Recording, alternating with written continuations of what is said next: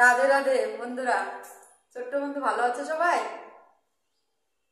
আচ্ছা, যাই হোক, আমি আবার আসলাম তোমাদের সামনে কিছু কথা আলোচনা করার জন্য। সেটা হচ্ছে, আমি গীতা পড়তে না ভালোবাসি, যে কোনো বই পড়তেই ভালোবাসি। যাই হোক, তার মধ্যে গীতাটা আমার ভীষণ পছন্দের একটা গ্রন্থ। তো যাই হোক, আমি গীতা পড়ি, গীতা পড়তে পড়তে যাই হোক তোমাদের আশীর্বাদে আমাকে এখন 2-4 বাড়িতে ডাকে। তো আমি জানি না, আমি বড় পাঠক না, আমি কিছুই জানি না, শাস্ত্র তত্ত্ব কিছুই জানি না। তো পড়তে ভালো লাগে তাই পড়ি। এবার আমাকে একজন জিজ্ঞাসা করেছিল যে বলুন তো, চার যুগে চারটা ধর্মে যে সত্যতে তা দাপট করলি, 4 যুগে 4 জন অবতীর্ণ হয়েছে, তো তারা কে কে? এক একটা যুগে এক একটা অবতীর্ণ হয়েছে এক একজন, সেটা কে কে? তো আমি আবার তারাও ছিল, খুব সময় ছিল না, তাই বলেছি যে আমি আমার একটা চ্যানেল খুলেছি ফেসবুকে, ছোট্ট বন্ধুদের আসর, সেই আসরে আমি বলে দেবো। তো আমি সেখানে তোমাদের সামনে আমি বলবো, তখন হচ্ছে আমি গানের মাধ্যমে বলবো, ছোট্ট একটা গান, সেই গানের মাধ্যমে বলবো। তারপরে আর একটা প্রশ্ন করেছিল যে 18টা পুরাণের নাম কি, একটু বললে ভালো হতো। যাই হোক, প্রশ্নটা করা খুবই ভালো লাগছে।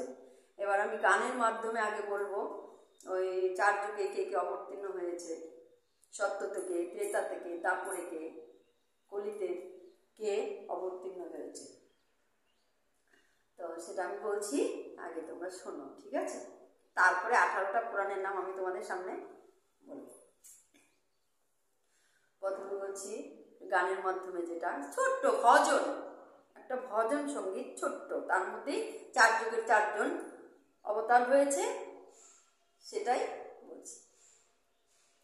ও গো সুন্দর অপরূপ প্রিয়তম, ও গো নাম নাম নাম নাম নাম, ও গো সুন্দর অপরূপ প্রিয়তম, ও গো নাম নাম নাম নাম নাম।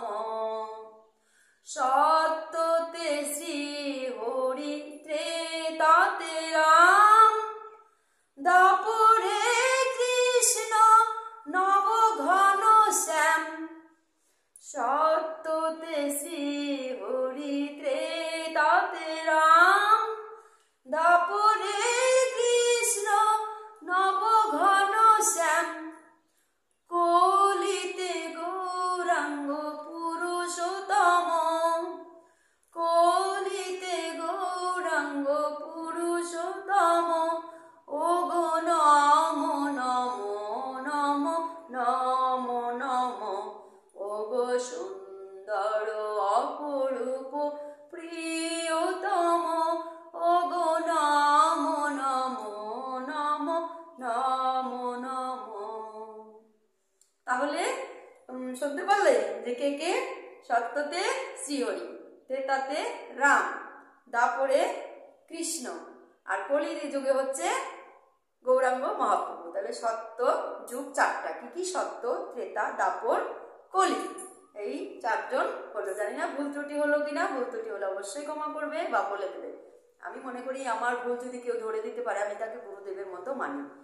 হ্যাঁ, যাই হোক, আরেকটা এবার, সেটা হচ্ছে 18টা পুরাণের নাম জানতে চেয়েছি। 18টা পুরাণের নাম কি কি সেটা বলছি, ঠিক আছে? প্রথমে হচ্ছে বিষ্ণু পুরাণ। কি পুরাণ? বিষ্ণু পুরাণ। ভাগবত পুরাণ, নারদের পুরাণ, গরুর পুরাণ, পদ্ম পুরাণ, বরাহ পুরাণ, ব্রহ্ম পুরাণ, ব্রহ্মাণ্ড পুরাণ, ব্রহ্মবৈবর্ত পুরাণ, মার্কণ্ডেয় পুরাণ, ভবিষ্যৎ পুরাণ, বামন পুরাণ, মৎস্য পুরাণ, লিঙ্গ পুরাণ, শিব পুরাণ, স্কন্দ পুরাণ, অগ্নি পুরাণ, আর কি হলো কুর্ম পুরাণ। অগ্নি পুরাণ 17টা, কুর্ম পুরাণ হচ্ছে 18টা। এই হচ্ছে 18টা পুরাণের নাম। ভুল হলে অবশ্যই জানাবে। এবার আরও একটা বলেছে সে 18টা গীতার নাম কি। গীতার মধ্যে যে 18টা সতীসাধ্বীর নাম আছে তাদের নাম কি, তাই না?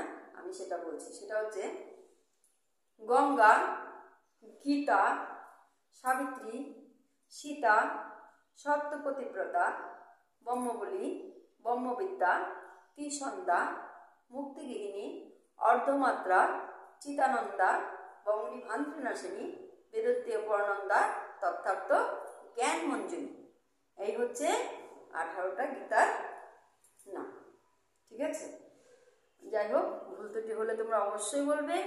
এবার ভালো লাগলো আমি তোমাদের সামনে বলতে পারলাম। ভুল হলো ঠিক হলো আমি জানি না, তাই কোনো কিছু যদি জানার ইচ্ছা থাকে চেষ্টা করব, কমেন্টে অবশ্যই জানাবে।